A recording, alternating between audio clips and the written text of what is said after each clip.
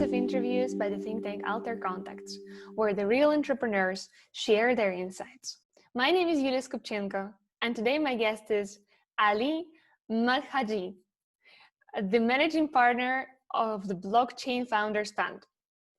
Hello, Aly. How are you today? I'm doing well. Thanks so much for having me on the show. Very special occasion because you represent not just one startup, but actually a whole portfolio of them. So let's find out more about it. What can you tell us about the Blockchain Founders Fund?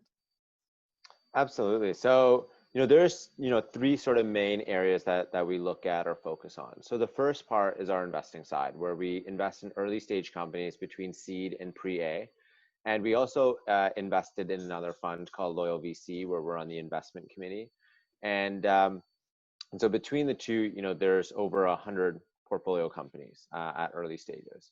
The second part's our consulting side. That's where we work with organizations such as the United Nations, where we wrote one of the flagship reports for the UN on emerging tech. We also help lead blockchain initiatives at INSEAD as senior blockchain fellow, which is one of the leading business schools in the world. And then the third part is actually our venture program. And that's where we work extremely hands-on with select high potential startups at early stages.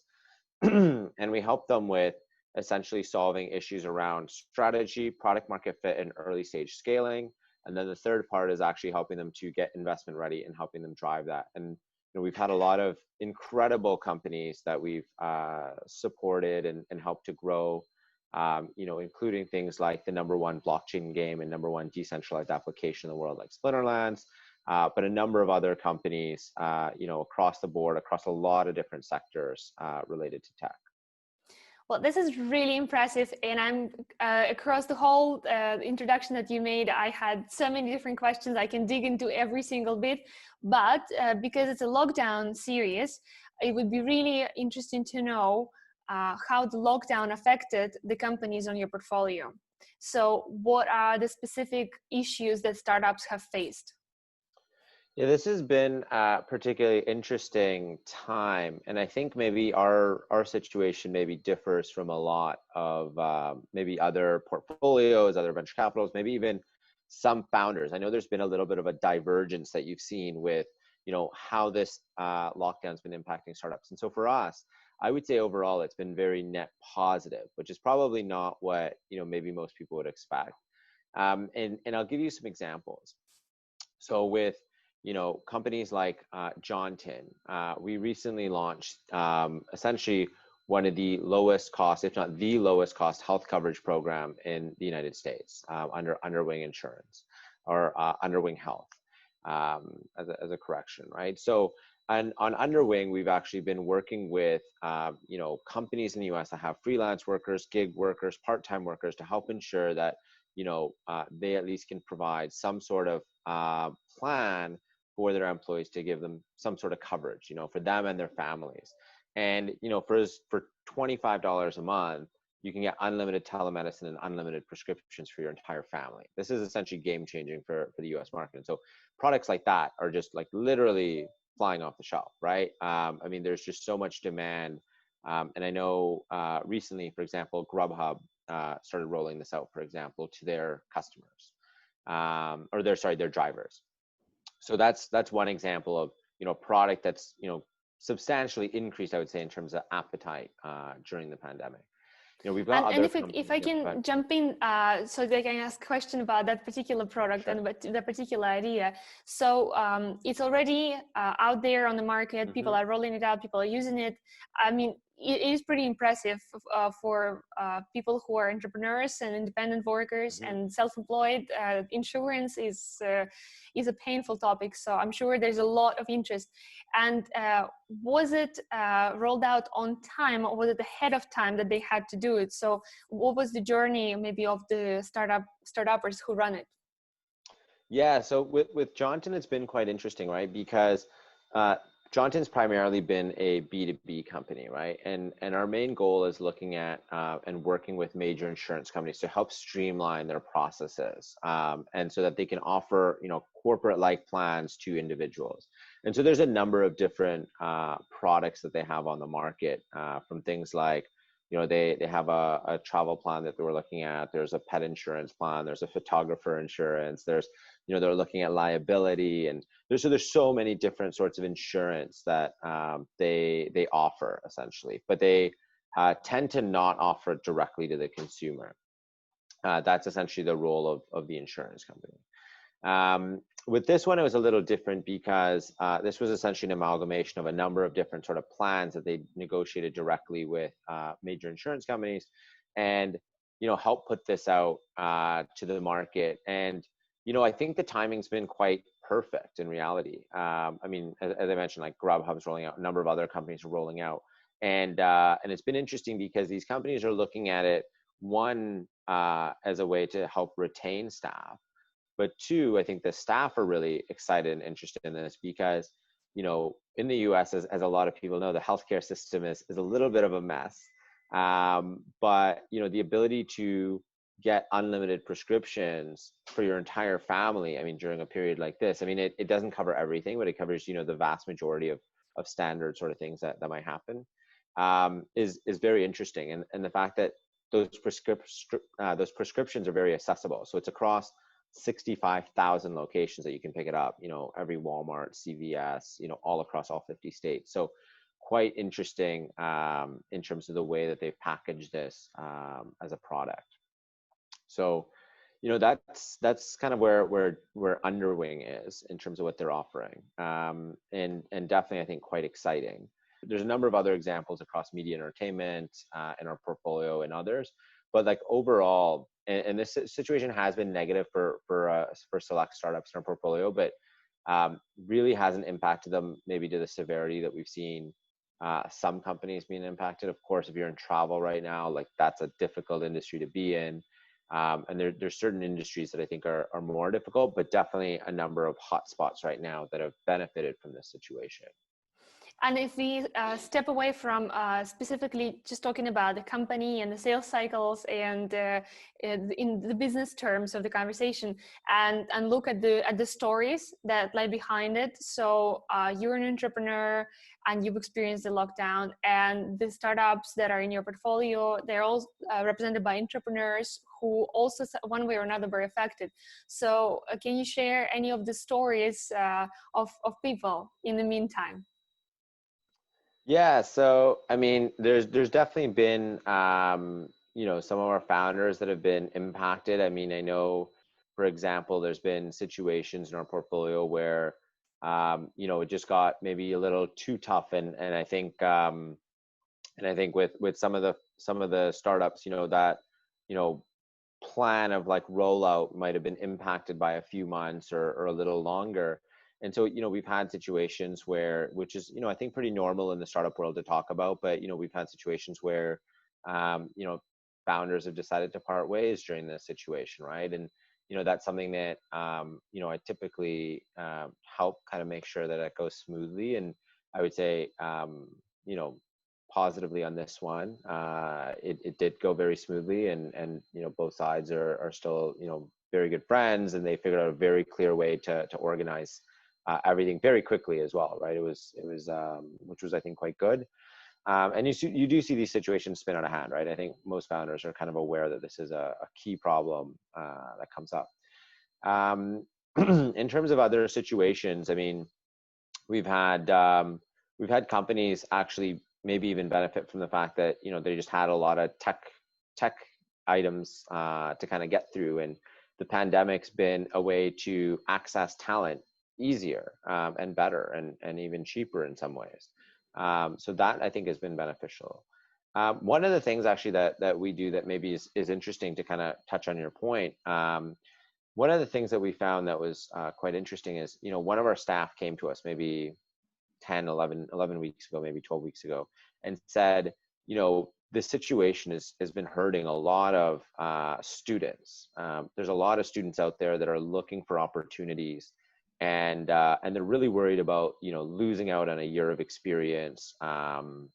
And so what we did is we decided to put out a post, and we said, hey, if you're a student and you're looking for opportunities, we'll try to connect you with some of our startups. And within a few days, I had and this was just like a LinkedIn post. And within a few days, I had 500 CVs messaged to me on LinkedIn, and we had to download them all one by one, which is a little crazy. But, we then our team ended up making a form on our website, and we, put out a few more sort of notes on this. And since then, we've had over 3,000 applicants of students, and 53% master students. And we've connected over 630, I believe now, with portfolio companies. So with our CEOs to actually help support their businesses. And some of those opportunities, I mean, realistically, were paid opportunities, and some students were, open to just creating opportunities for themselves from a learning and development standpoint, because, not all of these startups can also afford, to bring in interns right now. It's also a tough time for startups. Obviously, a lot of startups are, conservative with their cash balances. But that doesn't mean that, they shouldn't be trying to help out students and their learning and development, and it can be a win-win, right? I mean, a student getting the opportunity to work with, an entrepreneur with a wealth of experience is very interesting. And so that's been, I think, super reassuring and positive for us to see all these incredible stories from these students telling us, like we got some great messages. We got one in particular where a student said they learned more in 2 days than they did in the last 6 months, which was, pretty exciting. We had one student who said that their dream job was to actually take over a product team and lead a product team. And I was actually on a call with her, and one of the ways that we were creating roles was no roles exist, and we create them in real time based on people's interests. And so I said, why don't we call up one of our CEOs and just tell him he'll take over his product team? And she said that would be great. And she was a master's in product management from Carnegie Mellon. And so we just connected her with a CEO that she thought was really interesting. We ran her through some businesses. She said, hey, I really like this startup that helps reduce food waste for restaurants. And so, we connected her with that startup, and now she leads their product team, right? And so it's a lot of these really cool opportunities that we've been able to create for students, but that also help our entrepreneurs, because this is, of course, a tough time for them as well. Yeah, and it's a pretty incredible combination, pretty incredible opportunity, both for students and entrepreneurs, just like you said. I heard that there is a 20% success rate in the matching. So could you share with the students who might be listening to these videos or podcast, what were the key traits that you were saying yes to this person and maybe to the others? So honestly, it's not that difficult. Our goal here is to help students. And if you really want to learn and you're passionate about learning and you're going to make the time to learn, and you're basically just going to have a lot of initiative and hunger to learn, like, we'll figure something out for you. So, we've tried to help as many students as we can, and we're still helping a number of students. We're still making a lot of introductions to our CEOs. We have CEOs that are Emmy nominated. We have other CEOs that have had $100 million businesses in the past. And, these are great opportunities to learn from, great entrepreneurs. And really, I think at a young age, that's the main things. I don't think you need to say that you've got incredible raw intelligence or you have, A grades in school. Like, that doesn't actually matter at the end of the day. Like, I think it's, just that determination and want to learn. And that's going to make the biggest difference as well, just from your character and how you kind of present yourself to any of these founders. Well, that's a great advice. And I'm sure this video is going to be very popular among students now that we have this secret sauce to how they can actually get opportunities in this really, really tough times. But before we finish, could you tell me shortly about the United Nations project that you did there? Yeah, absolutely. So we're actually working on writing one of the flagship reports for the UN on emerging tech, as I mentioned, and it was and it's been quite interesting and intriguing, because the UN essentially isn't looking at this as a research report, but they're looking at this as essentially a practical set of not only part of it is, of course, research, but a practical way that governments and organizations can actually look at implementing a number of these solutions that we propose, because a lot of what we were covering was across, solving issues related to, say, identity or credit registries and issues, and small and medium enterprise loans, and access to capital, and a lot of other sort of issues that kind of relate to poverty, but where technology can come into play, right? And so you look at, for example, the identity issues, right? You got 1.7 billion people without identities, globally, or that are underbanked or unbanked.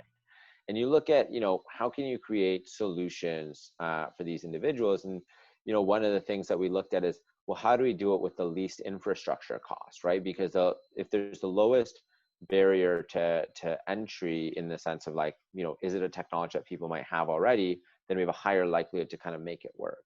And so, for example, one of the things that we're looking at, with a number of governments as part of this project at the UN is, can we essentially use facial recognition, but even off of standard devices, and pair it with essentially a blockchain layer where if you don't have, say, an identity, and you show up for the first time on one of these cameras, or you get, can that kind of create a profile for you, right? So it's almost like in real time, because then it may or may not serve, day to day as your sort of identity in the way that we think about it. But if that can start being used to create trust, if you think about what, the major developed world has as a benefit, it's credit and trust, right? That essentially helps to drive economic growth, economic engines. And so if you can start to know who you're dealing with and know whether or not, you can trust them, so about their financial credit history, or their ability to make repayments in the past. And so someone gives them a chance with a small amount, and you see that they repaid it, and then you see that they repaid it again and again, or whatever that situation is. That, I think, is very fascinating as a very quick way that you could roll out across communities. Of course, it needs a lot of government support, and in a lot of cases that's difficult. We also looked at whether this sort of system can be housed outside of government and through an intergovernmental, although that's controversial.